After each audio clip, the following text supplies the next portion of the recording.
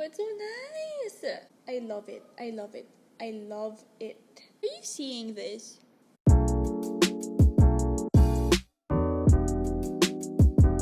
Hi guys, welcome back to my channel. For today's video, I will be unboxing and reviewing some of the products of Imagic. So here we have the package. I haven't opened it yet and we are going to do that together. So this came from China actually. It took about a week ata bago siya na-deliver sa akin. Like from the moment I ordered it. I will also be posting where you can find it. Kasi sa official store lang ako bumili, so I know that it's not fake. Actually, mga unpack na lang pala kasi wala pala siyang box. Oh, here. It's properly sealed. I got their auto eyebrow pen. I also got 2 of their eyeshadows. A lighter shade. More on pink tones and orangey tones, ganyan. And then I also got the blue eyeshadow palette. I mean, more on blue, green, mga darker colors naman, the cooler side. And they gave me this free eyeshadow brush. Yung mga nakukuha lang sa yung mga dati-dati pang ano. Wait, let me show you. Basta yan, ito, yung may ganyan. I haven't done my makeup yet, like super bare face. Except for sunscreen, of course, and moisturizer. So since I got 2 eyeshadow palettes, I'm not gonna make this video like pang look, but more on a review talaga. So for my right eye, I will be using this lighter shade, and then for my left eye, I will be using this. So I think para mas cute, gagawin ko na lang yung parang Disney-themed eye look. Actually, I'll put makeup first, like foundation and some of the other stuff. Pero yung eyebrows and eye stuff, I will use the Imagic stuff. So I'm done putting makeup on my face. I put eyeshadow, concealer, some blush, and some, like a little contour lang. And now I will do my brows. So I will be using the Imagic eyebrow pen. Ayan, as you can see, it comes off easily. Oops. Ba't ganun? Ba't may amoy something? Ang weird, box pa lang may amoy na. So it's like that. So it has a brush on one side and a pencil on the other side. Yung typical na mga ano lang. O yan. It's like this. Let's see how far it can go. Ayan. It stops there. So, medyo okay naman. And then, this is the brush. Oh, by the way, I got the dark brown B05 shade. Malabo kasi yung... Oh! Okay, this is not my shade. I think dapat black kinuha ko or gray. You can see it na agad, diba? Sabi nila, yung mga products ng Imagic, pigmented talaga. So, I mean, ito eyebrow pencil pa lang ha. Eyebrow pencil pa lang okay na. Medyo not my shade. I mean, if I dye my hair brown, baka okay to. Like, counting strokes pa lang. Like, super soft. I'm doing it super soft. Like, di ko siya ginaganyan. And it's coming out pretty well. So, there. I'm done with my brows. Di naman pa, it's not that bad, actually. Dark brown. Parang mas nag-soften nga yung face ko eh. Because you have light eyebrows. It makes your face look softer. Parang mas hindi ka mataray, ganun.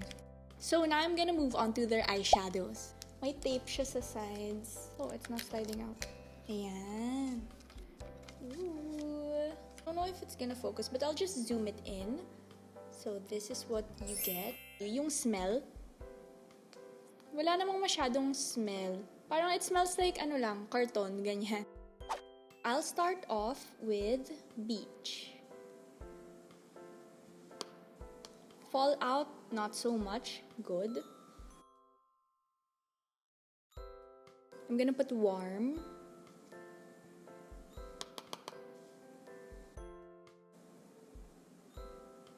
Oh my god. Akala ko brown, medyo pagka-brown. Okay, this is not gonna be Aurora na. Sino ba mga orange na princess? Now I'm putting Castle. Para lang mag-dark yung sa may outside. This is not a Disney princess. Walang Disney princess na ganyan yung color. Wait, I wanna redo it. Sige, wag na to Disney princess. Ano na lang siya? Orange look.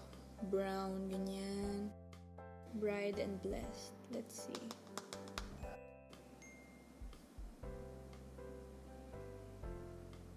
I guess sunset look is fine.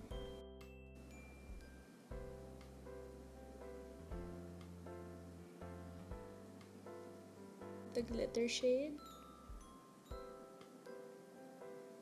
Okay. Like, tinatap ko lang siya sa eyes. It's sort of patchy. I don't know if you can see it. There. Because usually, when I do this, nalalagyan na yan lahat. But for some reason, medyo patchy siya. And then, of course, yung sa side, I'm using crown. Oh?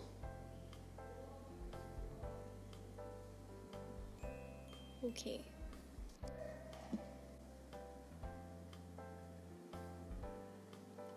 There. I will open the darker Imagic eyeshadow palette. It has 16 colors daw, nakasulat dito. Now, let's open it. Ooh. This one is nice. Same smell. There. So for this eye, I'm gonna do, or attempt to do, Merida. Wait, parang may similar shade. Sunset and Diva looks the same. Sunset, this one. And Diva, this one. The top one is Sunset and the bottom one is Diva. So anyway, I'm gonna proceed to doing my left eye. Siya yung sa Brave. She has orange hair because she's a ginger. More on nature. So I'll use Spalash. It says Spalash. Yung spelling talaga, Spalash. Okay, basta, ayun. I'm gonna use Glamour, Spalash, Curtain, Nolly, and Culture. I'm gonna do Glamour. So obviously, I saw the shades na beforehand, kaya nga parang I chose to do Disney princesses. That's nice, I like that. Actually, ito nga, mas nagmukhang Merida eh. But I'll put more green here na lang. Para hindi masyadong similar to the first palette. I'm not a professional makeup artist. I just do what I wanna do. Kung feeling ko ganun maglagay, I will do it like that. At the end of the day, nandiyan na yan sa mata mo. Ikaw, walang actual steps to put makeup on. Like, makeup doesn't even have to look perfect. It's how you express yourself. If you think it looks nice, then it looks nice. Oh! Wow! Okay, look. Itong shade na Curtain, you would think that it's green. Pero parang siyang yung parang mermaid. Can you see it? See it? Look. How do I? Ooh, oh my gosh. This is nice. Ano bang tawag doon? Holographic? Hologram? Okay, I'll put that on my eye. Wait, hindi na Merida. I really wanna put it on. Sige, wag na nga Disney princess. Oh, it's so nice. I love it. I love it. I love it. Are you seeing this? Ooh. Okay, actually, not Disney princess na lang.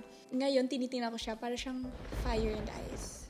I am living for this eyeshadow palette. Super worth it. It's, ano ba, I forgot, 400 pesos. And then, for my inner corner, I will put Slow.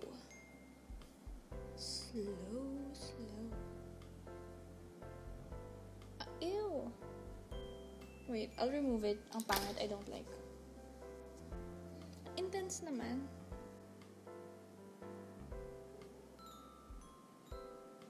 Finish it off with eyelashes.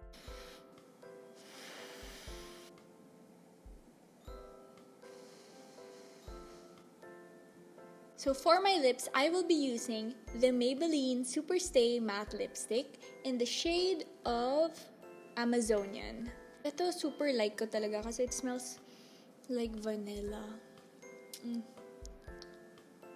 It got darker. My final thoughts for the products of Imagic is it's good. I highly recommend it. Kasi mura siya tapos it does its work. Hindi siya yung mga other brands na parang mura nga, pero when you use it naman, parang mahina gamitin. Hindi siya pigmented. So, it ranges from 300 to 400 pesos. Okay siya actually. Tapos mabilis yung delivery time nila. From the moment I ordered and paid agad kasi since bank transfer naman. And okay talaga siya. Kasi parang mga 1 week lang ako naghintay. It was well packaged. So, they made sure that the products were in good condition when it is handed over to you. The packaging is super cute as well. It's very practical and sulit na siya for 16 shades. Pero if I compare both, kung anong mas gusto ko, I choose this one. Just because I feel like pagiging pigmented nila, ito talaga yung better. Plus, you know naman, yung curtain, I love it. I love the shade. Mas bold yung colors nito compared dun sa isa. Yung isa parang pa-cute-cute lang, ganyan. Oh, and it's cruelty-free. It says here on the package, dyan, it says cruelty-free. So, that's a plus. Cute packaging, good pigment, a good variety of shades. This is a winner for me. Sobrang winner. One of my recommended eyeshadows if ever may magtanong sa akin kung anong gagamitin kong shadow. I mean,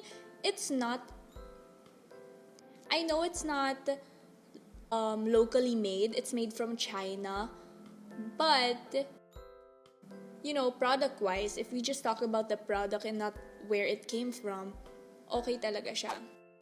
So that is it for my video. I hope that I helped you pick out the right eyeshadow palette for you and natulungan kitang mag-decide kung kukunin mo yung Imagic sa Shopee or not. So all 3 products are good for me. It's worth the hype. Actually, hype pa ba to? Kasi I was just scrolling sa YouTube tapos I saw this. Well, I got curious and worth it talaga siya. Tama sila ang sinasabi nila. Like, hindi OA. Ako talaga, like, honest reviews only. If may pangit or may, sasabihin ko. But this one, it's good. So thank you so much for watching. If you like this video, please leave a thumbs up, leave a comment below, and of course, please subscribe to my channel for more videos. Thank you!